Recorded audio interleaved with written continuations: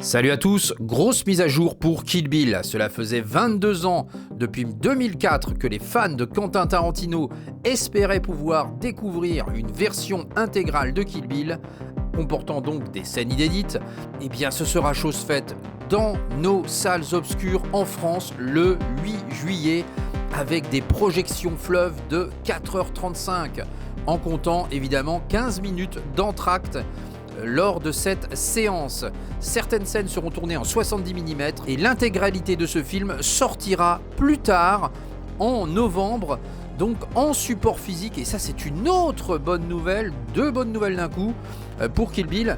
Donc voilà, on espère effectivement que l'édition sera belle. Et donc dans cette version longue, vous découvrirez des séquences inédites, notamment une séquence animée d'environ 7 à 8 minutes, jamais vue auparavant. Et la scène de combat avec les 88 Crazy, vous aurez cette fois-ci une version entièrement en couleur, beaucoup plus gore. Vous aurez également quelques petites scènes rallongées, certains dialogues, des transitions entre chapitres, des plans de violence ou des mises en scène prolongées.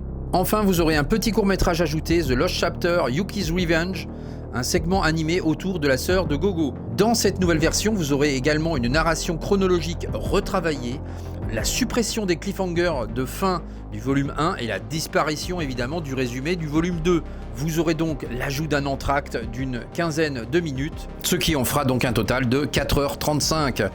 Autre bonne nouvelle, cette édition The Whole Bloody Affair devrait sortir en novembre prochain en support physique par Studio Canal.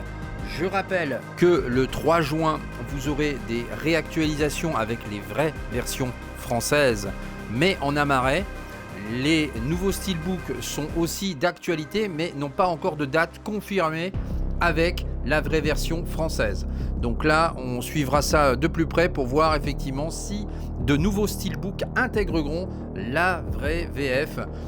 Voilà, mais sinon, le 3 juin, vous aurez effectivement des éditions amarrées. Autre mise à jour concernant également Avatar 3. En effet, le steelbook 4K sera le même visuel que le steelbook 3D exclusif à la Fnac.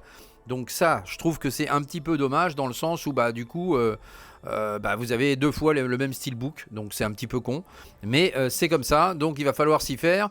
Ce qui fait que je prendrai sans doute l'Amaray 4K que je insérerai dans le steelbook 3D, puisque j'ai précommandé d'ores et déjà le steelbook 3D. Et concernant la version Prestige Avatar, faut surveiller du côté d'Amazon parce que je l'ai précommandé à 135 €. Donc effectivement, elle a popé à un moment donné à 135 €. Donc peut-être que l'opération sera renouvelée. Je rappelle qu'elle coûte en principe 179 €. Donc effectivement, c'est beaucoup plus raisonnable. Là du coup, j'ai précommandé. Donc je verrai si je garde ma préco ou pas. Je trouve que l'édition est assez sympathique. Donc à surveiller du côté d'Amazon.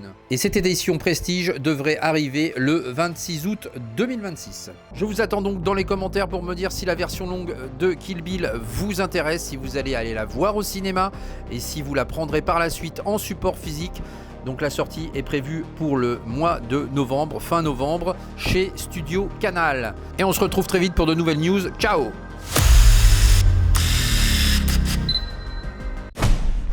This is what you get for fucking around with Yakuzas! Go home to your mother!